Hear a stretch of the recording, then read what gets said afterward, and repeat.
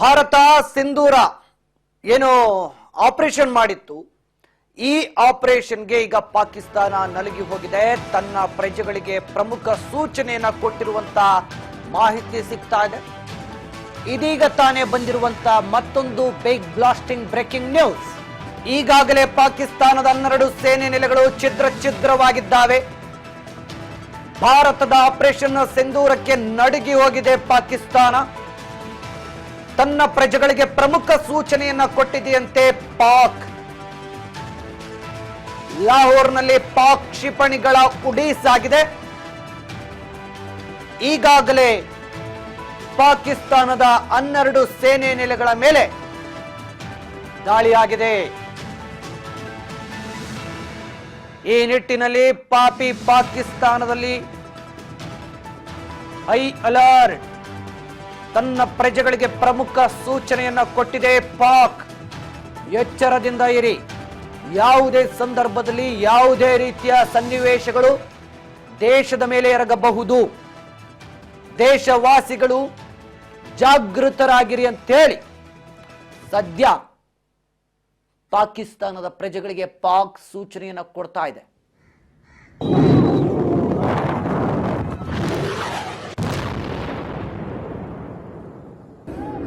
ನೀವೀಗ ಒಂದು ದೃಶ್ಯದಲ್ಲಿ ನೋಡ್ತಾ ಇರುವಂತದ್ದು ಇಸ್ಲಾಮಾಬಾದ್ ದೃಶ್ಯಗಳು. ಸೈರನ್ ಮೊಳಗ್ತಾ ಇದೆ, ಕೇಳ್ತಾ ಇದ್ದೀರಿ ಅಂತ ಕಾಣುತ್ತೆ. ಆಗಾಗ ಇಸ್ಲಾಮಾಬಾದ್ ಅಲ್ಲಿ ಈಗ ಸೈರನ್ ಮೊಳಗಿಸುವ ಮೂಲಕ ಜನರಲ್ಲಿ ಎಚ್ಚರಿಕೆಯನ್ನು ಮೂಡಿಸ್ತಾ ಇದ್ದಾರೆ. ಮನೆಯಿಂದ ಆಚೆ ಬರಬೇಡಿ, ಸೈರನ್ ಬಂದಾಗ ಮನೆಯಲ್ಲಿ ಲೈಟ್ ಆಫ್ ಮಾಡ್ಕೊಂಡಿರಿ.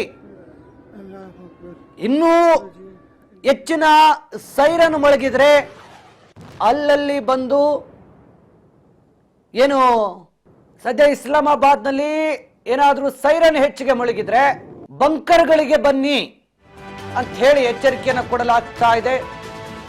ಪಾಕಿಸ್ತಾನದ ಸಂಸತ್ತಿನಲ್ಲಿ ಕಣ್ಣೀರ ಧಾರೆ ಅನ್ನುವಂತ ಮಾಹಿತಿ ಸಿಗ್ತಾ ಇದೆ.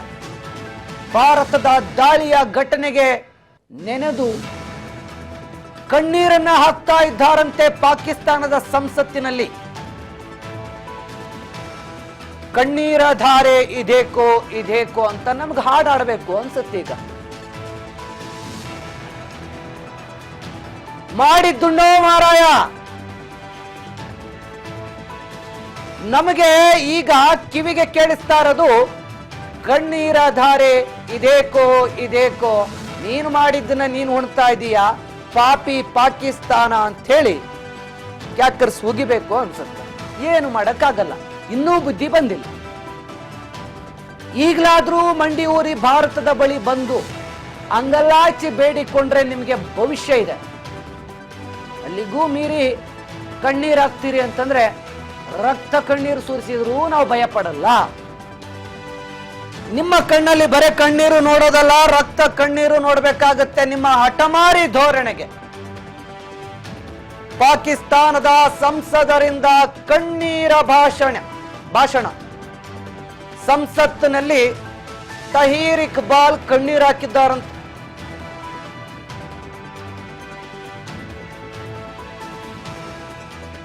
ಭಾರತದ ದಾಳಿಯನ್ನ ನೆನೆದು ಕಣ್ಣೀರು ಹಾಕಿರುವಂಥದ್ದು.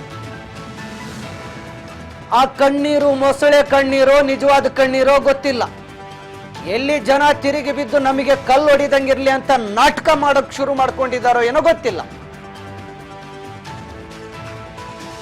ಬಟ್ ಪಾಕಿಸ್ತಾನದ ಸಂಸತ್ತಿನಲ್ಲಿ ಈಗ ಕಣ್ಣೀರು ಹಾಕ್ತಾ ಇದ್ದಾರಂತೆ ಅಲ್ಲಿನ ಸಂಸದರು. जब भी गई है तो गोल्ड मेडल लेके आई है एक्सरसाइजें मिलकर। तो इसलिए जनाब स्पीकर ये बात वाजा कर देनी चाहिए, हमारी कौम यकजा है। मैं इन सब से कहूंगा कि मिल के चलो और अपने रब से रुजू करो। रब काबा, हम तेरे आगे दरख्वास्त करते हैं, इस मुल्क की हिफाजत फरमाना जो तूने हमें अता किया है, और ये नबी सल्लल्लाहु अलैहि वसल्लम की दुआओं का है।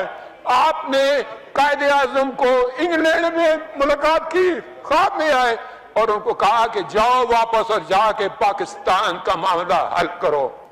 आप खान कनात को ख्वाब में आके ये हुक्म दिया कि तुमने पाकिस्तान की सरना ये मुल्क बन के रहेगा और तुमने तो ये ऐसा बड़ा मौजज़ा है کہ اللہ پاک نے یہ ہمیں عطا کیا ہے اور اللہ پاک اس ملک کی حفاظت فرمائیں گے. دنیا میں جہاں بھی دیکھیں شاید ہماری کمی ہے، ہم مجبور ہیں، ہم گناہگار ہیں، لیکن رب کعبہ ہم تیرے حبیب کے امتی ہیں، خدا کا واسطہ ہم سے رحم کا مولا فرما. آپ چلے جائیں ادھر فلسطین میں چلے جائیں، کشمیر میں چلے جائیں، جہاں بھی جائیں گے مسلمانوں کے ساتھ وہ ایسے رو رہا ہے جو ہم سوچ بھی نہیں سکتے ہیں. تو ہمیں معاف کر دے، ہم تیرے آگے سر جھکاتے ہیں، معافی مانگتے ہیں. نہیں، اس میں دو رائے نہیں ہے مولا کہ ہم بڑے گناہگار ہیں، لیکن تیری رحمت بہت وسیع ہے. تو رحمت کا ایک ذرہ بھی بھیجے گا ہماری طرف تو انشاءاللہ ہماری کامیابی ہوگی. اور دعا کرتے ہیں رب کعبہ کہ اس ملک کی حفاظت فرما اور ہمیں دشمنوں پر جو ہے وہ فقیت عطا فرما اور ہمیں ان کو سرنگوں کرنے کی طاقت عطا فرما. میں دعا گو ہوں آرم فورسز کے لیے، پاکستانیوں کے لیے کہ اللہ پاک ہم سب کی حفاظت فرمائے اور ہمیں آپس میں جب بھی گئی ہے تو گولڈ میڈل لے کے آئی ہے ایکسرسائز میں کریں. تو اس لیے جناب اسپیکر یہ بات واضح کر دینی چاہیے، ہماری قوم یکجا ہے. میں ان سب سے کہوں گا کہ مل کے چلو اور اپنے رب سے رجوع کرو. اے رب کعبہ ہم تیرے آگے درخواست کرتے ہیں اس ملک کی حفاظت فرمانا جو تو نے ہمیں عطا کیا ہے، اور یہ نبی صلی اللہ علیہ وسلم کی دعاؤں کا ہے. آپ نے قائد اعظم کو انگلینڈ میں ملاقات کی، خواب میں آئے.